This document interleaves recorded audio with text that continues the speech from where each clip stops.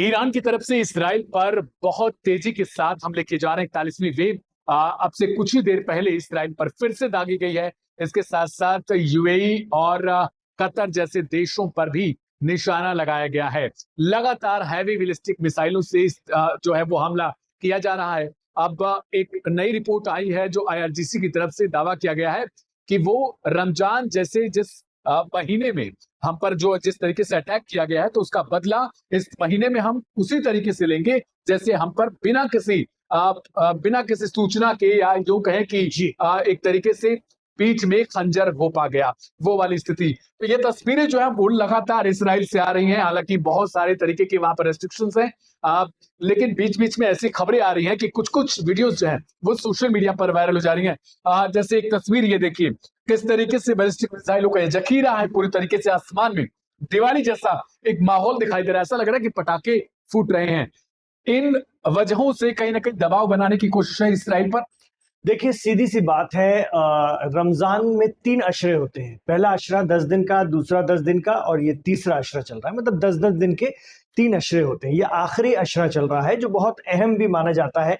इसमें लैलतुल कद्र या शब कद्र की रातें भी होती हैं शामिल।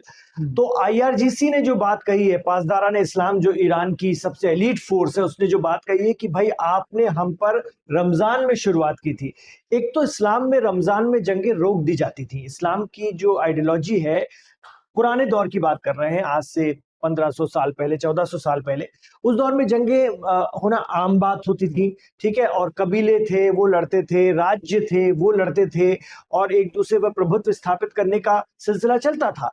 तो लेकिन ये था सिस्टम कि कुछ खास महीनों में जंगें रोक दी जाती। जैसे हमारे यहाँ हमारी संस्कृति में चातुर्मास जब होता है, जब वर्षा काल होता है, उस वक्त भी युद्ध रोक दिए जाते हैं और लोग जो है ध्यान में लग जाते हैं और अपना जहां होता है वहां स्टे कर लेते हैं।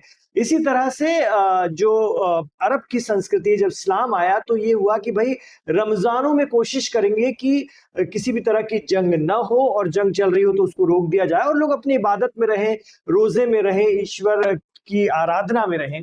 लेकिन इस बार देखा गया कि इजराइल ने बिल्कुल दूसरे रमजान पर ही ये काम कर दिया। 28 मार्च का वो दिन था, 28 फरवरी का, माफ कीजिएगा, 28 फरवरी का वो दिन था जब आयतुल्लाह अली खामनी पर हमला किया और एक बड़ी जंग की शुरुआत कर दी। तो आईआरजीसी ने यही इंतबाह दिया है, यही बताया कि अब तुमने अगर रमजान में, एक तो रमजान पर जंगें होती नहीं है, लेकिन अगर आपने ये काम किया है तो हम इस रमजान के खत्म होते होते आपको इतने घाव दे देंगे कि आपको भी लगेगा कि हमने क्या कर दिया।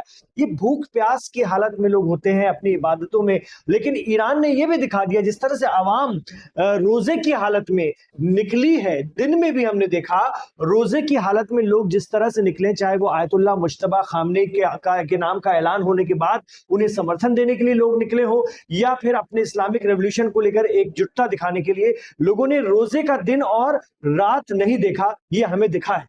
बिल्कुल, इसराइल पर रात भर ऐसे हमले होते रहे, करीब 6 से 7 घंटे तक कंटिन्यू। कभी हिजबुल्लाह की तरफ से, कभी ईरान की तरफ से ड्रोन से लेकर बैलिस्टिक मिसाइलें लगातार जो है वो पड़ती रही, वहां पर गिरती रही, और जमीन जो है वहां के खिसकते रहे। यानी आप सोचिए कि जब बारूद गिर रहा है तो जमीन जो है वो बहुत धंसाव उसमें। ये हम आपके लिए ये तस्वीरें जो है वो ठीक इसराइल से हैं, जहां पर कुछ कुछ चीजें लोग दूर से रिकॉर्ड कर रहे हैं और वो बता रहे हैं कि सरकार कहाँ फेल हो रही है। आगे एक ये देखिए, बैलिस्टिक मिसाइल, कहीं भी आपको कोई इंटरसेप्टर नहीं नजर आ रहा है, कुछ भी नहीं, और यहाँ पर ये ब्लास्ट कर रहा है। अंत में लेकर जाइएगा, हमने एक एआई से क्रिएट किया कि इस तरीके से इसराइल जो है फेल हो रहा है, और अंत में जाइए वीडियोस दिखाई तो वो वहां पर ये देखिए बाकायदा। आप जब कोई मिसाइल हमला होता है तो जो रडार सिस्टम होता है किसी देश का, वो डिटेक्ट करता है कि हम पर कोई हमला हुआ है या हमारे देश की साइड कोई चीज आ रही है। आगे भी दिखाइए। तो वो डिटेक्ट करने के बाद डिफेंस सिस्टम को बताता है, ये जानकारी देता है, और डिफेंस सिस्टम इस तरीके से घूमते घूमते ये पता लगाता है आखिर दुश्मन की तरफ से कौन सा हमला किधर आ रहा है, और फिर वो इंटरसेप्टर मिसाइल दागता है। जैसे उसकी रेंज में आ जाता है, 250 किलोमीटर 300 किलोमीटर जितनी उसकी रेंज होती है, और वो फायर करता है। लेकिन इसी समय आप समझिए खेल कैसे हो रहा है इसराइल में। दरअसल वहां पे रिपोर्ट्स आ रही है कि इंटरसेप्टर की बहुत कमी है, चाहे वो थार्ड की हो, पैट्रियट, या फिर दूसरी तरफ आयरन डोम के तमाम इंटरसेप्टर्स हो, उनकी कमी से इसराइल जूझ रहा है। और यही वजह है ईरान के लिए ऐसा वक्त मिल गया है जब वो इसराइल पर बहुत हद तक बढ़त बनाना चाहता है। लगातार उनकी तरफ से हैवी मिसाइलें फायर की जा रही है, खास तौर पर क्लस्टर वारेट के साथ, और यही कारण है कि इसराइल में बहुत बड़े पैमाने पर तबाही है। हालांकि विजुअल जो है वो बहुत रुक रुक के बहुत कम आ रहे हैं, जो रिस्ट्रिक्शन जिसकी हम चर्चा कर रहे हैं। लेकिन इस तरीके से आप समझिए रेडार का पूरा सिस्टम होता है और इंटरसेप्टर उसी टाइम रेडी होता है, फिर फायर करता है और उसको रोकने की कोशिश करता है। लेकिन जब आपके पास इंटरसेप्टर के लिए, इंटरसेप्ट करने के लिए, आसमान में हवा में मारने के लिए मिसाइल ही नहीं है, तो फिर आप सोचिए किस तरीके से उसको आप इंटरसेप्ट कर पाएंगे। लेकिन दूसरी तरफ इसराइल अभी भी यूएई, कतर और सऊदी अरबिया जैसे देशों पर हमलावर है। क्या ये वजह है कि गल्फ में भी ये चीजें दिखा दी जाए आने वाले वक्त के लिए? बिल्कुल, और ये भी दिखा दिया जाए कि अमेरिका आपकी सुरक्षा से ज्यादा, यानी मिडिल ईस्ट की सुरक्षा से ज्यादा इसराइल पर ध्यान देता है। जिस तरह से इसराइल को नुकसान हुआ है, उसी तरह से मिडिल ईस्ट के अन्य देशों को भी ईरान ने नुकसान पहुंचाया है, और इससे ये संदेश भी गया है। और कई लोगों ने दबी जुबान में, कुछ सऊदी के अधिकारियों ने सोशल मीडिया पर भी कुछ ऐसे दावे किए गए हैं, कुछ ऐसे वीडियो भी हैं जो बताते हैं, कुछ अधिकारी ये बता रहे हैं कि हमने ये महसूस किया कि अमेरिका ने हमें एक तरह से अकेला ही छोड़ दिया है और उसने अपना सारा फोकस इसराइल के ऊपर में लगाया है। वो इसराइल को किसी भी तरह से बचाना चाहते हैं, सेव करना चाहते हैं, हमें हमारे हाल पर छोड़ दिया है। और जिनके भरोसे हम थे, हमें बड़ा नुकसान पहुंचाया उन्होंने, उनकी वजह से हमें पहुंचा। तो ईरान ने कई मैसेज दे दिए हैं, जो बात आयतुल्लाह अली खामनेई अक्सर कहते थे अपनी तकरीरों में कि आ जाओ, साथ हो जाओ, ये आपको नहीं बचाएंगे। अगर आपको अपने आप को सरवाइव करना है तो आपको एक छत के नीचे आना पड़ेगा और मिल करके हम लोग मुकाबला करते हैं। लेकिन किसी ने माना नहीं, उनकी बातों पर लोग हंसते थे, उनकी बातों पर तवज्जो नहीं देते थे और भारी निवेश करते थे, अमेरिका में करवाते थे। और जब जब प्रेसिडेंट ट्रंप या कोई भी अमेरिकी प्रेसिडेंट दौरे पर आता है मिडिल ईस्ट के, तो वो भारी निवेश लेकर जाता है। ये एक रिवायत बन चुकी है, परंपरा बन चुकी है। लेकिन अब ऐसा लगता है कि ईरान के इन जबरदस्त हमलों के बाद अरब देश भी सोचेंगे और इजराइल को भी समझ में आ गया कि वो कितने पानी में है। जिस तरह से उनका आयरन डोम, जिसके लेके बड़े चर्चे हुआ करते थे, और बाकी उनके डिफेंस सिस्टम, वो एकदम से भारी ईरानी मिसाइलों को नहीं झेल पा रहे हैं। जो उनकी बौछार आती, कल तो आपने दिखाया था, फव्वारा ही चल पड़ा था। इस फव्वारे से कैसे निपटोगे, कहां मारोगे, ये बड़ा सवाल है। इस बीच एक बड़ी खबर ये आ रही है कि पहला मैसेज जो है इमाम सैयद मुज्तबा हसैनी खामेनेई की तरफ से भी दिया जाएगा, उसको जारी किया जाएगा। उन्होंने वीडियो, उनका पहली स्पीच एक तरीके से बहुत खास होगी, बहुत जब से वो सुप्रीम लीडर के पद पर अभी तैनात हुए उसके बाद से ये पहली स्पीच होगी। हालांकि इससे पहले आपने कई मीडिया रिपोर्ट्स में, कई चैनलों पर स्पीच के नाम पे सुनाया गया होगा, लेकिन वो सिर्फ एआई डीप फेक था। लेकिन अब जो है वो खबर ये आ रही है निकलकर वहां की ईरानी मीडिया आउटलेट्स के हवाले से कि अभी कुछ वक्त में उनका बयान जारी किया जाएगा। यानी वो क्या कहते हैं, क्या आशंका जताई जा सकती है इसको लेकर? कुछ पहले से ऐसा लग रहा है कि युद्ध को लेकर कोई ऐसी चीज? देखिए, Ayatollah Sayyed Mojtaba Ali Khamenei खुद एक मतलब मजहबी रहनुमा तो है ही, लेकिन उससे बहुत पहले वो एक फौजी है, एक योद्धा है। और आप एक योद्धा को सुनेंगे, हम ये मानकर चलते हैं।